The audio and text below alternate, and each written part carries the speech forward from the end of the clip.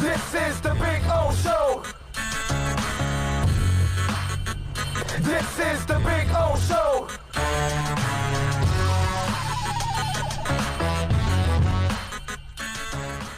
We talked a little Dolphins, right?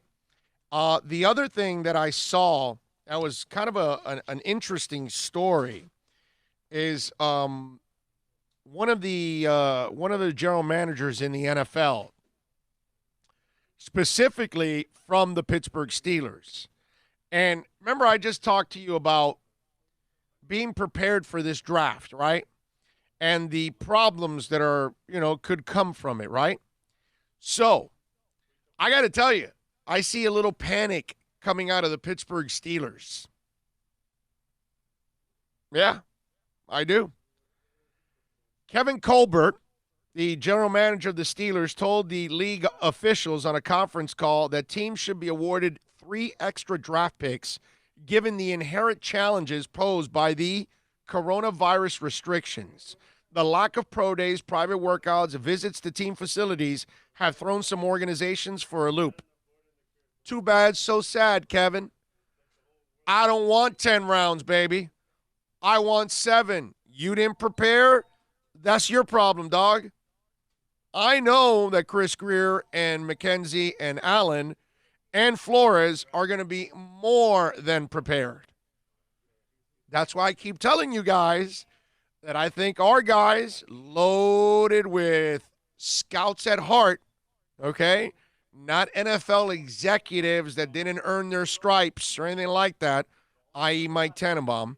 No, real guys that have been grinders, that they know what it is about sitting there and watching film for days and breaking everything down and reports and all of that. And they've interviewed guys for years now. These guys have had all this kind of experience. They're the ones that find the Nick Needhams and the Preston Williams of the world. Why do you think I don't want 10 rounds? Why do you think Kevin Colbert wants 10 rounds? Because he's concerned about the information he's gathered. Maybe he thinks he doesn't have enough information. Maybe his people did not do enough trips in the offseason, did not go to enough places, did not unearth enough, you know what I'm saying, information. These are the kind of things that I keep telling you are going to play into the guys we have in the front office. Because these are the guys that are not just looking at the obvious, but they're looking at the periphery. You know, they're going to look at free agency. They're going to look at street free agency.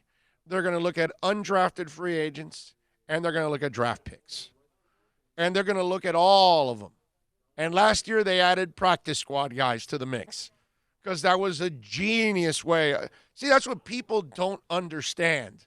That instead of picking on the Dolphins for the way they went about things, what you had to do was praise them for being incredibly intelligent of eliminating all the salaries, loading up on draft picks, and then filtering everything in that's young. So that way, when you're constantly turning it over, you're staying young and you're building on the good young pieces that you're adding. But the lazy take is, oh, they're tanking. The lazy take is, oh, they gave up on the team. The lazy take is, they're just going for the number 1 pick. Well, no, they weren't. And they didn't quit, and they weren't tanking, and all that stuff was all lies. Why? Because it's a lazy take. One person says it, the other person's a tool and follows, and they just go about it. They don't actually bother to look at what's going on and think for themselves, like we do here on this show. So when I see all this chaos, I say our guys have an inside track here. And when I see Kevin Colbert go, oh, give me 3 more rounds so I can secure 3 more players, and that way I don't have to fight with people because I don't really know what's left over in the draft. Meanwhile, our guys are going, all right, you see these guys? They're going to be left over after the guys that they expect to not be drafted. And then the ones that are, they take them off the list. The ones that aren't, boom, those are the guys that they're going after. So it's not just the 14 draft picks. Look out. They might find one or two more guys in undrafted, just like they did with Preston Williams and Nick Needham. And remember,